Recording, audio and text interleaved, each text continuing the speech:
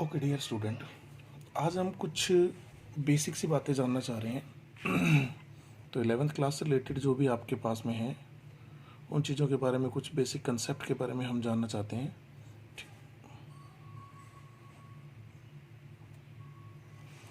तो स्टार्ट कर रहे हैं हम फिजिक्स, फर्स्ट यूनिट शुरू कर रहे हैं। तो what is the basic meaning of physics, ठीक है, इससे हम स्टार्ट कर रहे हैं और आगे कैरी ऑन करेंगे। फिजिक्स बेटा है क्या? फिजिक्स ये कह रहा है कि physics is the branch of science, branch of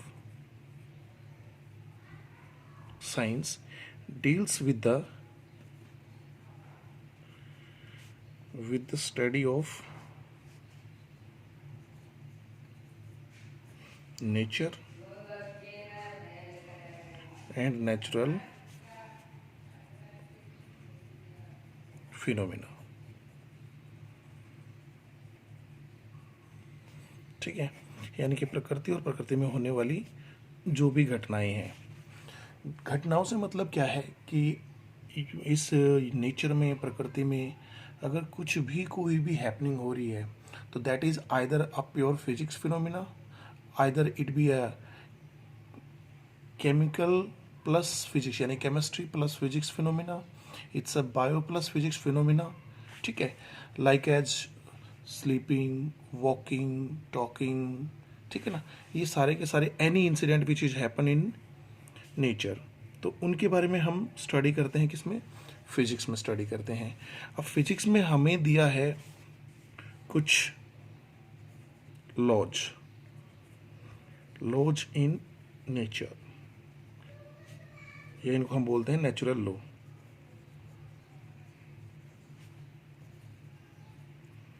natural laws, ठीक है बेटा। तो नेचुरल लॉज यानी कि आपके पास में 4 लॉ दिए हमें फिजिक्स में, जो गिफ्टेड बाय नेचर हैं, गिफ्टेड बाय गॉड हैं, जिनमें आपके पास में पहला है law of conservation of mass and energy. ठीक है, दूसरा जो हमारे पास में बेटा, that is law of conservation of charge. तीसरा है law of conservation of linear momentum, और चौथा है law of conservation of angular momentum. ठीक है, बेसिक क्या है इनका, क्या है ये बेसिकली ये लॉज, उनके बारे में हम बात कर रहे हैं। तो पहला हमारे पास में है law of conservation of mass and energy. देखिए, कंजर्वेशन लॉ आपने छोटी क्लासेस में भी पढ़े होंगे। कंजर्वेशन लॉ का मतलब होता है कि something which is neither be created nor be destroy. तो यहाँ पर भी law of conservation of mass and energy क्या कहता है कि टोटल मास एंड एनर्जी, ठीक है ना, इस ब्रह्मांड में जो टोटल मास और टोटल एनर्जी है उसका सम जो है वो हमेशा कांस्टेंट रहता है। तो इसका मतलब mass can neither be created nor be destroy. Mass को ना तो आप क्रिएट कर सकते हो ना ही डिस्ट्रॉय कर सकते हो, but you can convert mass into energy and energy into mass. ठीक है, यानी कि मास और एनर्जी एक दूसरे में इनकन्वर्टेबल है। ठीक है, एनर्जी है वो मास में और मास है वो एनर्जी में कन्वर्ट किया जा सकता है, पर दोनों का जो टोटल सम होगा वो हमेशा क्या रहेगा बेटा? कांस्टेंट रहेगा। इसी तरीके से हमारे पास में जो नेक्स्ट बात आती है वो आती है चार्ज के बारे में। चार्ज के बारे में बिल्कुल सेम बात यही है कि इस ब्रह्मांड का जो टोटल चार्ज है, ठीक है, टोटल जो चार्ज है वो हमेशा कांस्टेंट रहेगा। क्या रहेगा? कांस्टेंट रहेगा, एंड दैट बी न्यूट्रल, यानी कि जीरो रहेगा। इज इट राइट और नॉट भैया? ठीक है, तो सेकंड जो हमारे पास में जो लॉ इन नेचर में आपके पास में जो सेकंड लॉ है, that says that the total charge का मतलब आपके पास में क्यू टोटल, ठीक है।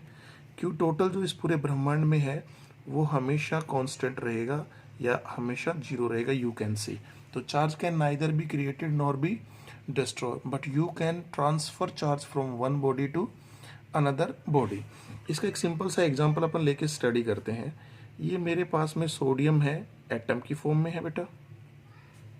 यहाँ मेरे पास में क्लोरीन है, ये भी एटॉमिक फॉर्म में है, ठीक है। और दोनों ही जब एटम हैं तो इन दोनों के ऊपर जो टोटल चार्ज की वैल्यू आएगी बेटा, क्यू इनिशियल लिख रहा हूँ मैं उसको, एंड दैट भी इक्वल टू जीरो, क्योंकि एटम पे नेट चार्ज होता है वो जीरो होता है बेटा, ठीक है। अब हमें पता है कि सोडियम का जो कॉन्फ़िगरेशन होता है वो होता है 2 8 एंड 1, और क्लोरीन का होता है वो आपके पास में होता है 2 8 एंड 7। तो अब हर एक एटम क्या चाहता है, अपने नियरेस्ट नोबल गैस कॉन्फ़िगरेशन को एक्वायर करना चाहता है, ठीक है। तो इसके पास में जो नियरेस्ट नोबल गैस है सोडियम के पास में वो है बेटा नियोन, ठीक है ना। और क्लोरीन के जो नियरेस्ट नोबल गैस है वो है आर्गन। नियोन आपके पास में 10 होता है बेटा, और आर्गन आपके पास में 18 होता है। और सारी की सारी पीरियोडिक टेबल, सारी की सारी केमिस्ट्री में यही पंगे हैं कि हर एक चीज़ स्टेबल बनना चाहती है। स्टेबल बनने के लिए वो पुराने बॉन्ड तोड़ती है, नए बॉन्ड क्रिएट करती है, ठीक है। चाहे वो म्यूचुअल ट्रांसफर, म्यूचुअल शेयरिंग की वजह से हो इलेक्ट्रॉन का, या फिर complete transfer of electron from one body to another body हो, ठीक है। तो अब ये आपके पास में क्या, ये नियोन 10 कब बने, ये नियोन 10 बने जब यहाँ से एक इलेक्ट्रॉन यहाँ पर चला जाए, तो यहाँ पर हो जाएंगे आपके पास में सिर्फ 10 इलेक्ट्रॉन्स, ठीक है। एक चला जाएगा तो ये बच जाएंगे, और यहाँ पर एक इलेक्ट्रॉन एक्सेस हो जाएगा, तो यहाँ पर एक इलेक्ट्रॉन एक्सेस होने की वजह से ये 17 थे बेटा, और एक इलेक्ट्रॉन और यहाँ पर ऐड हो गया, तो ये हो जाएंगे आपके पास में 18, यानी कि ये एक्वायर कर लेगा नियोन का noble gas configuration. Is it right और नॉट? अब बात क्या है यहाँ पे, तो ये कह रहा है कि सोडियम ने अपना जब एक इलेक्ट्रॉन रिलीज कर दिया या डोनेट कर दिया, तो सोडियम के ऊपर आ गया सोडियम 1 पॉजिटिव, और क्लोरीन के ऊपर आ गया आपके पास में 1 नेगेटिव। अब हम ये दोनों आयन की फॉर्म में है, ये भी किसकी फॉर्म में है, आयन की फॉर्म में है, ये भी आयन की फॉर्म में है। एक पॉजिटिव आयन है, एक नेगेटिव आयन है, एक कैटायन कह सकते हैं, और दूसरा एनायन। अब ये कह रहा है कि इनके ऊपर क्यू फाइनल की वैल्यू क्या होगी बेटा, तो क्यू फाइनल की वैल्यू भी क्या आएगी, जीरो। क्यों? क्योंकि एक के ऊपर +1 है तो दूसरे के ऊपर -1 है। आप इसको यूं भी लिख सकते हो जैसे कि आप केमिस्ट्री में लिखते हो, ठीक है ना, +1 और -1, तो दोनों के ऊपर नेट चार्ज की वैल्यू क्या होगी बेटा, जीरो। इसका मतलब क्यू इनिशियल जो था वही क्यू फाइनल है। इसका मतलब Q initial is equal to Q final, ठीक है ना। तो इसका मतलब क्या हुआ, इसका मतलब ये हुआ कि आपने चार्ज को ना तो क्रिएट किया ना ही डिस्ट्रॉय किया, बस एक बॉडी से दूसरी बॉडी के ऊपर आपने ट्रांसफर कर दिया। यहाँ सोडियम से ट्रांसफर हुआ है charge in the form of electron, ठीक है। ये हो गया आपके पास में। अच्छा, इसके बाद में बेटा अपने पास में नेक्स्ट है, वो है law of conservation of linear momentum. अब law of conservation of linear momentum में क्या बात आती है, law of conservation of linear momentum में आपने 9th क्लास में पढ़ा होगा कि किसी भी बॉडी पे लगने वाला जो एक्सटर्नल फोर्स है that is equal to the rate of change in linear momentum. यहाँ जो P है वो बेटा क्या है, लीनियर मोमेंटम, ठीक है। लीनियर मोमेंटम आप इसको P is equal to m/v से भी रिप्रेजेंट करवा सकते हो। ये है आपके पास में लीनियर मोमेंटम। तो ये कह रहा है कि अगर कोई सिस्टम कैसा हो, आइसोलेटेड, कैसा सिस्टम हो बेटा, आइसोलेटेड सिस्टम। आइसोलेटेड सिस्टम वो होता है जिस पे बाहर से लगने वाले फोर्स की वैल्यू जीरो होती है, यानी कि उस सिस्टम के इंटीरियर में जो पार्टिकल प्रेजेंट होंगे उनके ऊपर बाहर से लगने वाले किसी भी फोर्स का कोई इफेक्ट नहीं होगा। तो इसका मतलब एफ एक्सटर्नल जीरो हो गया, तो यहाँ से आपके पास में क्या हो जाएगा, dp/dt is equal to zero. और डिफ्रेंशिएशन हमने लास्ट लेक्चर में पढ़ा था कि किसी फंक्शन का डिफ्रेंशिएशन करो और वो जीरो आ जाए तो that function must be a constant function, ठीक है ना। यानी कि कांस्टेंट का डिफ्रेंशिएशन क्या होता है, जीरो होता है। इसका मतलब ये हो गया आपके पास में P is equal to constant, यानी कि आप लिख सकते हो P इनिशियल जो था वही P फाइनल भी होगा, ठीक है ना। तो P initial is equal to P final. तो इसका मतलब क्या हुआ कि लीनियर मोमेंटम, किसी भी बॉडी के लीनियर मोमेंटम में कोई चेंज यहाँ नहीं हो रहा है, ठीक है ना। जो पहले लीनियर मोमेंटम था बाद में भी वही रहेगा। तो इसका मतलब ये हो गया, law of conservation of linear momentum का मतलब क्या हुआ बेटा, कि total linear momentum of an isolated system remains constant, ठीक है ना। आइसोलेटेड सिस्टम का लीनियर मोमेंटम क्या रहेगा, कांस्टेंट रहेगा, ठीक है। दूसरी डेफिनेशन में आप ये भी कह सकते हो, अगर कोई एक सिस्टम है और उसके ऊपर लगने वाले बाहर से जितने भी फोर्स लग रहे हैं उन फोर्सेज का जो वेक्टर सम है वो जीरो है, ठीक है ना। तो उस पार्टिकल का या उस पार्टिकल के सिस्टम्स का जो है आपके पास में लीनियर मोमेंटम वो कांस्टेंट रहेगा। इसके बाद में हम बात कर रहे हैं एंगुलर मोमेंटम की। एंगुलर मोमेंटम, ठीक है, law of conservation of angular momentum. तो इसी का ही यही जो फॉर्मूला है इसी का रोटेशनल डायनेमिक्स में लिखता है torque external is equal to D L by D T. यहाँ एल है वो है एंगुलर मोमेंटम और ये जो टॉय बना हुआ है बेटा, ठीक है ना, इसको बोलते हैं टॉर्क। टॉर्क तो ये कह रहा है कि किसी सिस्टम के ऊपर वही पुरानी बात कि अगर आपके पास में कोई सिस्टम आइसोलेटेड सिस्टम है तो उसके ऊपर लगने वाले बाहर का जो टॉर्क होगा उसका वैल्यू क्या होगा, जीरो। तो इसका मतलब ये होगा आपके पास में D L by D T is equal to zero और एल इज कांस्टेंट। तो इसका मतलब फाइनल और इनिशियल, यानी कि L initial is equal to L final, यानी कि जो लीनियर मोमेंटम है वो particle angular momentum sorry particle का क्या रहेगा, सेम रहेगा या कांस्टेंट रहेगा, ठीक है ना। एंगुलर मोमेंटम में किसी प्रकार का कोई परिवर्तन नहीं आएगा। ये थे आपके लॉज इन नेचर। अब अपन बात करते हैं फोर्स इन नेचर की बात, ठीक है। तो फोर्स इन नेचर में हमारे पास में आते हैं बेटा चार फोर्स।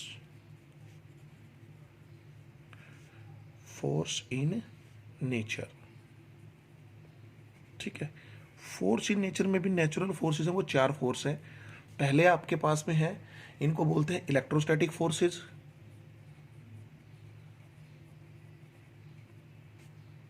इलेक्ट्रोस्टैटिक या इलेक्ट्रोमैग्नेटिक,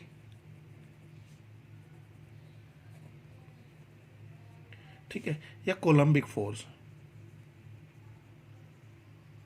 कोलम्बिक फोर्सेस। एक ही बात है, कुछ भी कह लो कोई दिक्कत नहीं है। अच्छा, इनका मतलब क्या है, अब इनको समझने की कोशिश करते हैं। ये कह रहा है कि आपके पास में यहाँ एक चार्ज Q1 है, यहाँ एक चार्ज Q2 है, दोनों के बीच में कुछ गैप है और ये गैप आपके पास में R है। तो इन दोनों पार्टिकल के बीच में एक फोर्स होगा, अगर ये दोनों पॉजिटिव हैं तो रिपल्सिव फोर्स होगा, एक पॉजिटिव और एक नेगेटिव है तो अट्रैक्टिव फोर्स होगा, ठीक है ना। Q1 and Q2 are the charges. तो यहाँ पर जो इलेक्ट्रिक फोर्स आएगा बेटा that is equal to, that is directly proportional to, you can say Q1 Q2 और इनवर्सली प्रोपोर्शनल होगा square of distance between this two charges. तो यहाँ से आपके पास में क्या निकल के आएगा बेटा, जब आप इसको कंबाइन करेंगे तो F is equal to Q1 Q2 divided by r square, और F जो आपके पास में आएगा इलेक्ट्रिक या इलेक्ट्रोमैग्नेटिक वो आ जाएगा K Q1 Q2 upon are square. इनके बारे में डिटेल में हम स्टडी करेंगे 12th क्लास में, पूरी यूनिट है हमारे पास में इलेक्ट्रोस्टैटिक्स की, तो वहाँ डिस्कस करेंगे। ये फोर्सेस कैसे हो सकते हैं बेटा, ये फोर्सेस नेचुरल है पहली बात। दूसरी बात, ये फोर्सेस अट्रैक्टिव भी हो सकते हैं और रिपल्सिव भी हो सकते हैं, दो बातें हो गई। तीसरी बात, इन फोर्सेस का जो ओरिजिन है, यहाँ से ये फोर्स इधर काम करेगा, ये इसको रिपेल करेगा, ये इनका सेंटर पॉइंट हो गया। तो इस फोर्स को अगर आप पीछे की तरफ बढ़ाओगे तो दे आर सेंट्रल फोर्सेस, ठीक है ना। ये कहीं इन दोनों चार्जेस के बीच के सेंट्रल पॉइंट के ऊपर आकर मीट करते हैं, इनको सेंट्रल फोर्सेस का नाम दिया गया है, ठीक है। और इसके बाद में नेक्स्ट आता है हमारे पास में ग्रेविटेशनल।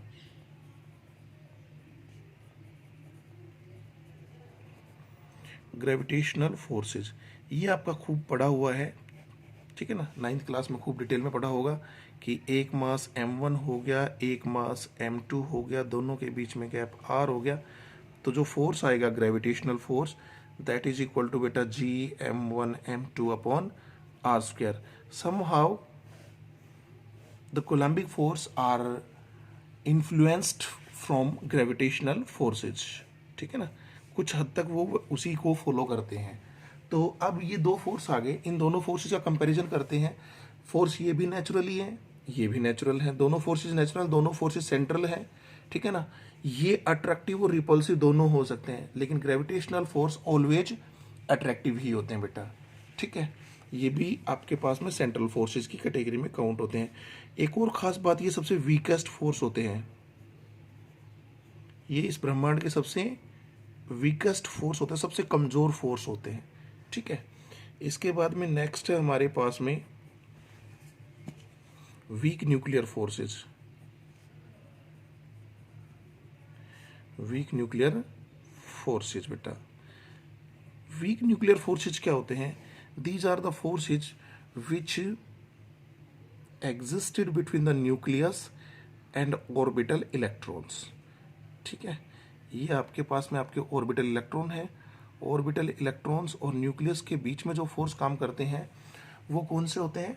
वीक न्यूक्लियर फोर्सेज होते हैं। हालांकि इनका ओरिजिन भी क्या है? ये भी इलेक्ट्रोमैग्नेटिक नेचर के ही होते हैं, ठीक है। इसके बाद में लास्ट जो हमारे पास में आता है वो है स्ट्रॉन्ग न्यूक्लियर फोर्सेज।